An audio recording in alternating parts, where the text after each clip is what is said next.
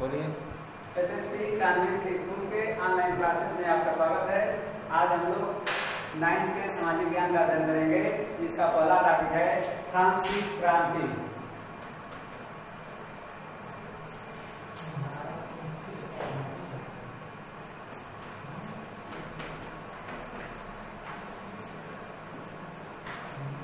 फ्रांसीसी क्रांति, यह क्रांति 1789 ईस्वी में हुई थी।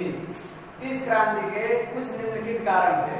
जैसे किसी भी क्रांति का जो मुख्य कारण होता है वह राजद्रोह होता है।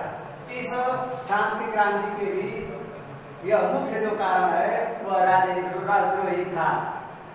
जैसे इस क्रांति से पूर्व फ्रांस की जनता वहां के शासकों से अति अप्रसन्न थी, अर्थात फ्रांस की जनता भूखों मर रही थी, जबकि फ्रांस के जो शासक थे वह अपनी राजभवन में, अपने राजमहल में ऐशो आराम से चैन की जिंदगी गुजार रहे थे। एक समय फ्रांस के शासक अपनी रानी के साथ सफर पे जा रहे थे और उनके पीछे देश की जनता भूखों रोटी का नारा लगाते हुए पीछे पीछे दौड़ रही थी।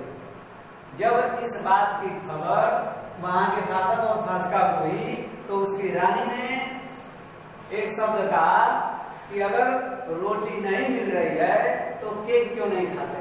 इस प्रकार जिस देश का शासक अपनी देश की जनता से इतना अनभिज्ञ हो, वह यह भी नहीं जानता हो कि वहां की जनता किस प्रकार जीवित है, अपना जीविका कैसे चला रही है, तो वह क्रांति का एक कारण बनता है। तो इस फ्रांस की क्रांति के जो 1789 ईस्वी में हुई थी,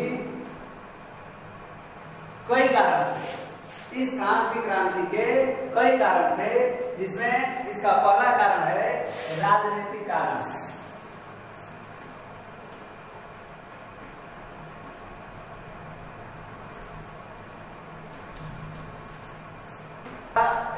इस क्रांति का पहला जो कारण था वो राजनीतिक कारण था। राजनीतिक कारण जैसे राजनीति में ऐसा कौन सा नियम था, राजनीति में ऐसा कौन सा प्रभाव था जिसके कारण से यह क्रांति हुई। तो इसमें पहला टॉपिक आता है राजाओं की मनमानी।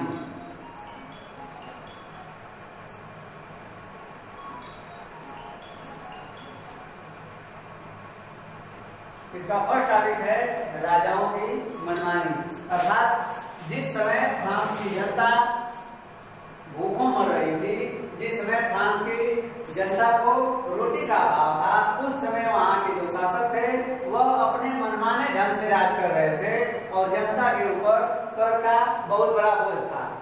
इन राजाओं की मनमानी के कारण वहां की जो जनता थी वह राजाओं के इस नीति से खुश नहीं थी और वे इस परेशानी का अंत चाहते थे, जिसके कारण इस फ्रांस की क्रांति का जन्म हुआ। दूसरा इसका कारण है, जैसे राजाओं की मनमानी में यह भी हम कह सकते हैं कि जो भी शासक थे वह अपने मनमाने ढंग से राज कर रहे थे और वे जनता की किसी समस्या का कोई समाधान नहीं करते थे। दूसरा कारण देखेंगे राजाओं का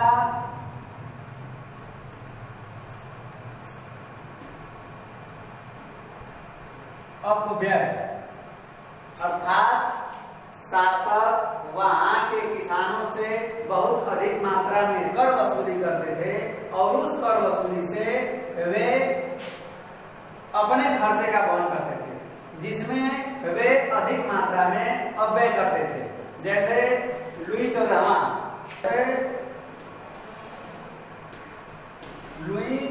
14वें ने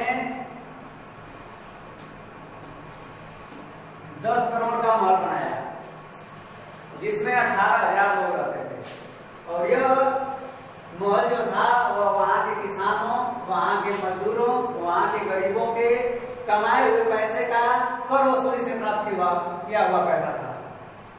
जिस देश की जनता भूखों मर रही है, जिस देश की जनता को रोटी का अभाव है, वहां के शासक इतना अधिक मात्रा में अपव्यय करते थे जिससे वहां की देश की जनता त्रस्त थी और वे सभी इस समस्या के समाधान के लिए क्रांति चाहते थे। तो यह भी एक कारण बनता है फ्रांस की क्रांति का। इसके बाद तीसरा कारण हम देखेंगे, तो तीसरा कारण है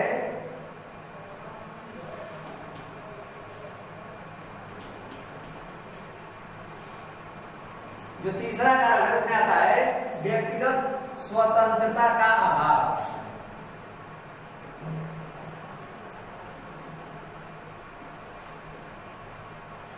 अर्थात उस समय फ्रांस की जनता व्यक्तिगत रूप से स्वतंत्र नहीं थी।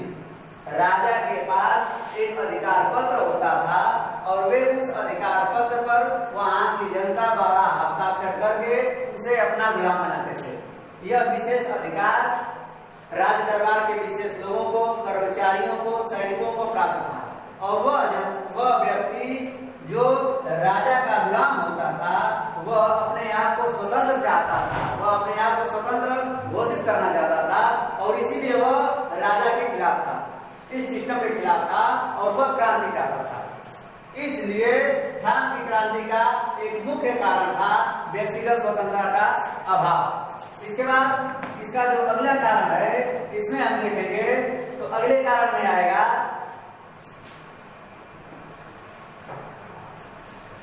प्रांतों में असमानता। अगला कारण जो है वह प्रांतों में असमानता है। प्रांतों में असमानता क्या थी कि इस प्रांत में जो भी प्रांत थे उन सबका अलग अलग नियम और अलग अलग कर होता था। किसी प्रांत में कर कम लिया जाता था, किसी प्रांत में कर अधिक लिया जाता था, किसी प्रांत के लोग अधिक मात्रा में स्वतंत्र थे, किसी प्रांत में लोग सभी लोग गुलाम थे। इस प्रकार से प्रांतों का जो नियम था वह हर प्रांत का अलग अलग नियम था और इस अलग अलग नियम से प्रांत के लोग क्रांति चाहते थे और सभी में समानता लाना चाहते थे। इसलिए उन्होंने इस प्रांत की क्रांति को उदित किया और वे सभी प्रांत आपस में मिल करके इस प्रांत की क्रांति का बिगुल बजाया। तो इसका जो कारण है प्रांतों की असमानता, उसमें यही हम देखेंगे कि जो भी प्रांत थे उनके अलग अलग नियम थे और वे सभी नियम एक जैसे न होने के कारण लोगों के बीच असंतोष था। वे इस नियम से खुश नहीं थे और वे इस नियम को समाप्त करना चाहते थे। इसलिए इन्होंने इस क्रांति को प्रारंभ किया। इसके बाद हम अगला कारण देखेंगे तो इसमें अगला कारण आता है उच्च वर्गों के विशेष अधिकार। यानी कि इस क्रांति में एक अगला कारण है वह है उच्च वर्गों को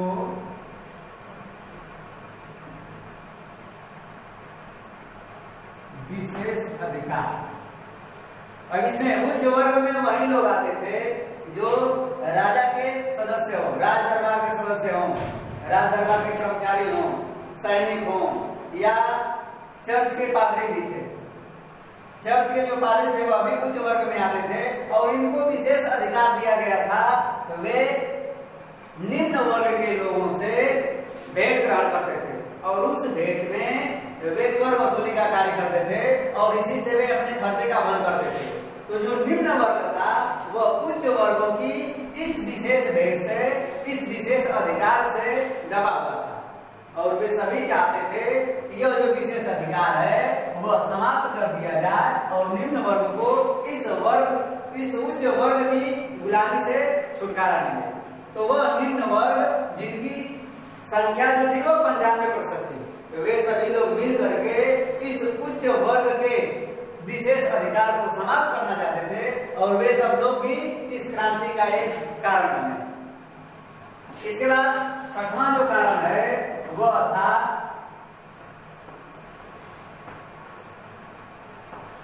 सेना में असंतोष। इस फ्रांस की क्रांति का जो छठवां कारण था वह था सेना में असंतोष। सेना में असंतोष का जो मुख्य कारण था वह था सेना के पदोन्नति का द्वार बंद होना। अर्थात सेना के ऊपर भी राजा का पूर्ण अधिकार था और कोई भी सैनिक अपने कार्य के अनुसार पदोन्नति को नहीं प्राप्त कर सकता था। और इस बात से कठिन परिश्रम करने के बाद भी जब कोई सैनिक निम्न वर्ग में रह जाता था तो वह इस नियम से संतुष्ट नहीं था और वह चाहते थे कि यह नियम समाप्त हो। इसलिए ये लोग भी इस फ्रांस की क्रांति के फ्रांस की क्रांति का उदय हुआ। इसके बाद यह था फ्रांस की क्रांति का पहला राजनीतिक कारण। इसके बाद हम देखेंगे इस फ्रांस की क्रांति का जो दूसरा कारण है। तो यह जो पहला राजनीतिक कारण था, इस राजनीतिक कारण के बाद दूसरा जो कारण आता है वह है सामाजिक कारण।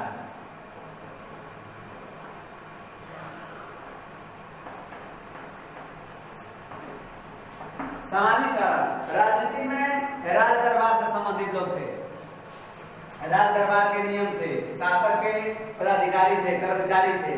लेकिन जो सामाजिक कारण था, सामाजिक दौर से किस प्रकार यह समाज गुजर रहा था, जो इस फ्रांस की क्रांति का एक हिस्सा बना। तो इसमें इस सामाजिक कारण को हम तीन भाग में बांटते हैं। यह जो समाज था वह तीन वर्गों में बटा हुआ था। पहला जो था वह था पादरी वर्ग। पहला जो था वह पादरी वर्ग था, और जो पादरी वर्ग था इसमें कैथोलिक चर्च के पादरी आते थे, उच्च वर्ग के लोग आते थे, जिनकी अपनी एक अलग सरकार होती थी, और वे फ्रांस की भूमि का 1/5 भाग पर अधिकार किए हुए थे। यानी फ्रांस की जितनी भी भूमि थी उसके 1/5 भाग पर इन पादरी वर्ग का अधिकार था। और ये पादरी वर्ग फ्रांस के राज्य के अंतर्गत अपनी एक अलग सरकार बनाते थे, इनके अलग सदस्य होते थे, इनका अलग नियम होता था, और वे इन समस्याओं से मुक्त थे। इस पादरी वर्ग को इतना अधिक मात्रा में छूट मिलने के कारण, जबकि इन्हें कर भी नहीं देना पड़ता था, और यह कर देने में सक्षम भी थे। इनके पास कर वसूलने का अधिकार था। ये वहां के निम्न वर्ग की जनता से कर भी वसूलते थे, और इससे निम्न वर्ग की जनता जो थी वह त्रस्त थी। इसके बाद सामाजिक कारण में जो दूसरा कारण आता है वह आता है कुलीन वर्ग।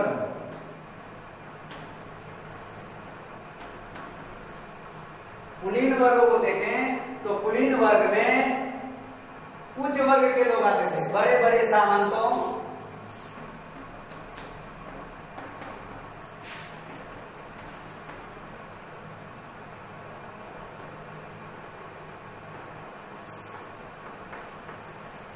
इस कुलीन वर्ग में बड़े बड़े सामंतों, पदाधिकारियों, राज्य के कर्मचारी, सैनिक इत्यादि लोग आते थे। और यह जो कुलीन वर्ग था इसको कर न देने की छूट प्रदान की गई थी।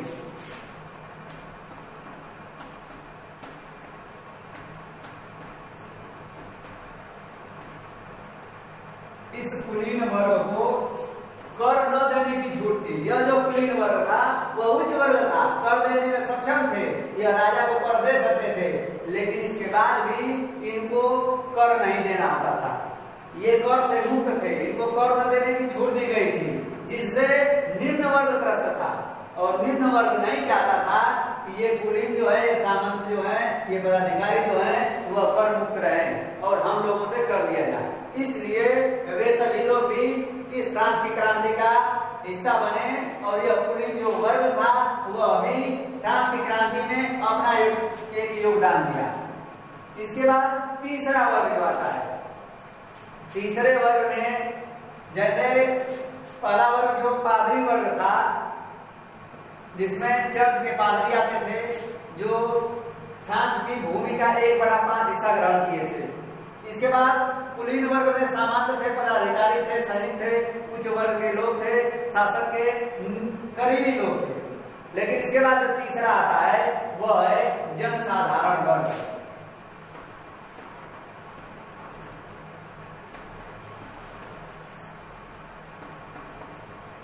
इस सामाजिक कारण में जो जनसाधारण वर्ग था, जिसमें कृषक, मजदूर, किसान तथा कुछ विशेष शिक्षा ग्रहण किए हुए लोग शामिल थे। और ये शिक्षित लोग जनसाधारण थे, जो निम्न वर्ग के थे, जो गरीब थे, और इनको बहुत अधिक मात्रा में कर देना पड़ता था। और इसी अधिक मात्रा में कर देने के कारण ही इन लोगों के बीच असंतोष व्याप्त था, और वे इस कर से मुक्ति चाहते थे। इसलिए उन्होंने इस क्रांति में अपना योगदान दिया, और 1789 ईस्वी में यह फ्रांस की क्रांति का उदय हुआ। यह दूसरा कारण था। इसके बाद हम आते हैं इस फ्रांस की क्रांति का तीसरा कारण। तीसरा जो कारण था वह था आर्थिक कारण।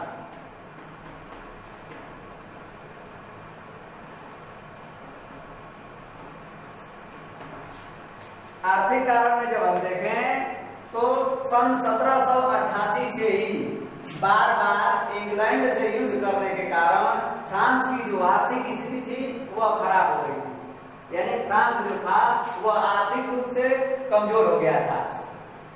इसके बाद बार बार युद्ध करना, दूसरे देशों को सहायता देना, इस प्रकार के कार्यों से वहां की आर्थिक स्थिति खराब हो गई थी।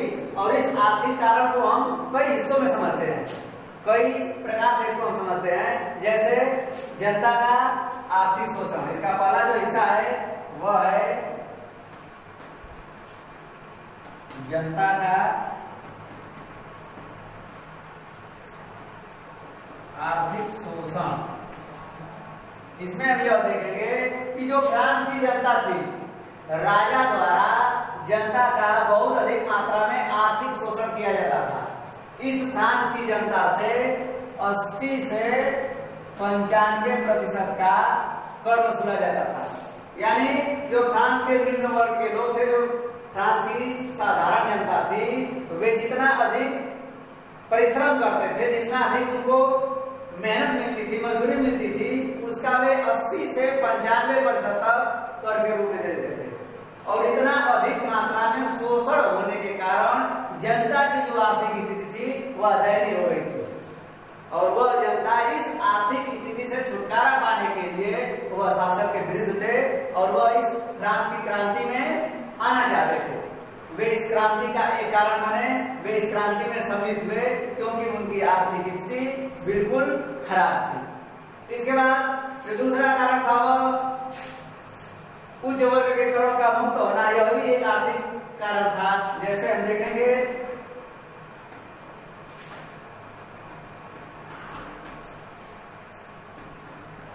उच्च वर्ग का करों से मुक्त होना। जैसे दूसरा जो कारण है, जो उच्च वर्ग था, पहले भी हम बताएं, जो उच्च वर्ग था वह करों से मुक्त था, अर्थात उच्च वर्ग को कर नहीं देना होता था।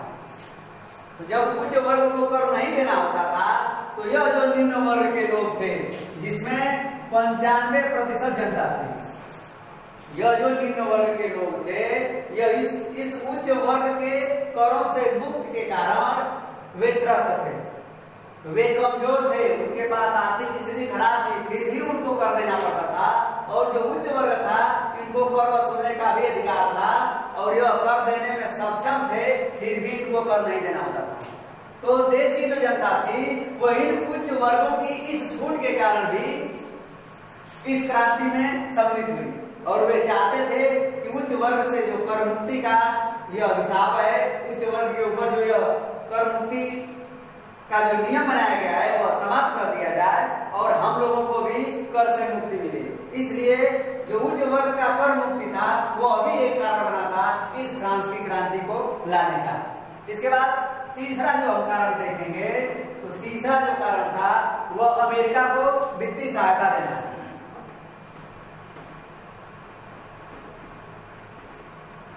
तीसरा जो कारण था वह था अमेरिका को, जैसे वित्तीय सहायता, वित्तीय का मतलब होता है संपत्ति से वित्तीय सहायता देना।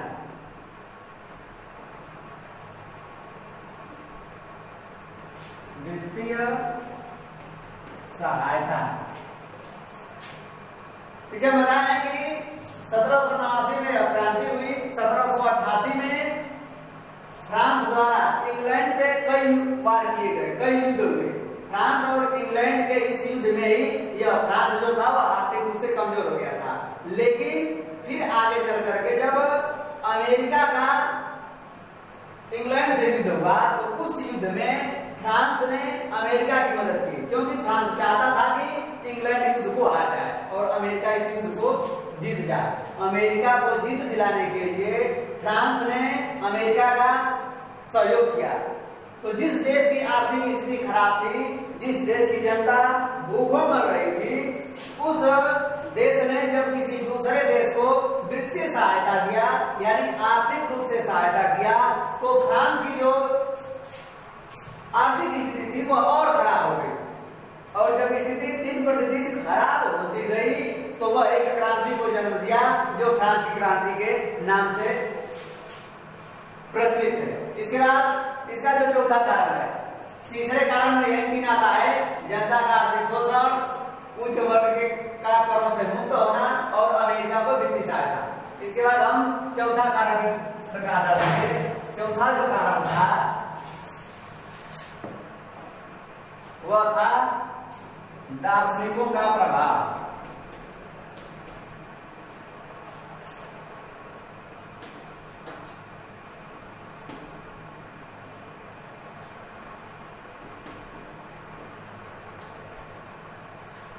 इसके बाद इस क्रांति में कुछ दार्शनिक हुए जिनका फ्रांस की जनता पे एक विशेष प्रभाव पड़ा और इस क्रांति का जन्म होगा। जैसे इनमें मुख्य रूप से तीन दार्शनिकों का नाम आता है। जो पहला है रूसो। रूसो एक ऐसे दार्शनिक थे जिन्होंने अपनी एक पुस्तक जिसका नाम है, रूसो की एक पुस्तक है जिसका नाम है डिस्कोर्स।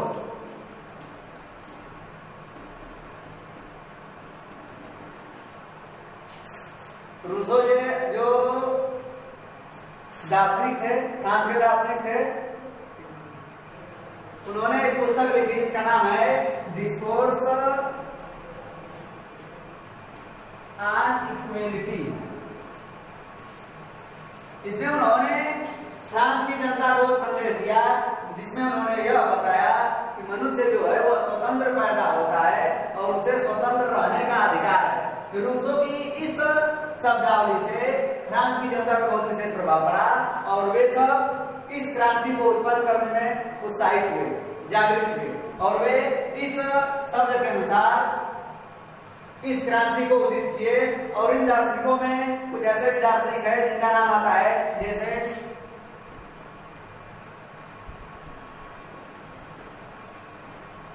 मार्क्वेंटिस। यह भी एक दार्शनिक थे। मॉन्टेस्क्यू भी एक दार्शनिक थे जिन्होंने भी इस फ्रांस की जनता को उत्साहित किया और वे सभी लोग इनके इसी उत्साह के कारण इस क्रांति में आने के लिए सफल हुए। इसके बाद जो पांचवा कारण आता है, पांचवा और अंतिम कारण आता है, वह है अमेरिका को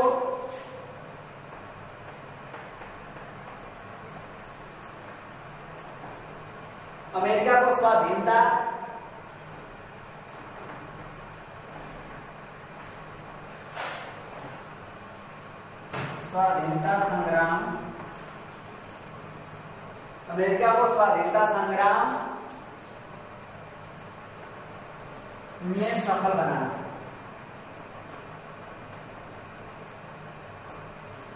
अमेरिका जब इंग्लैंड से युद्ध कर रहा था तो उस समय फ्रांस ने अपनी सेना भेज करके अमेरिका को यह स्वतंत्रता संग्राम में स्वतंत्रता दिलाई थी। यानी उस युद्ध में अमेरिका को सफलता दिलाई थी। उस युद्ध के बाद जो फ्रांसीसी सैनिक थे उनके अंदर यह एक भाव आया कि यदि हम अमेरिका को स्वतंत्रता दिला सकते हैं, यदि हम अमेरिका को सफलता दिला सकते हैं तो हम अपने गृह युद्ध में भी खुद को सफलता दिला सकते हैं। और इसी युद्ध के बाद फ्रांसीसी सैनिकों के अंदर यह भाव आया कि हम जिस प्रकार अमेरिका को स्वतंत्रता दिलाए हैं उस प्रकार अपने देश की जनता को भी स्वतंत्रता दिला सकते हैं।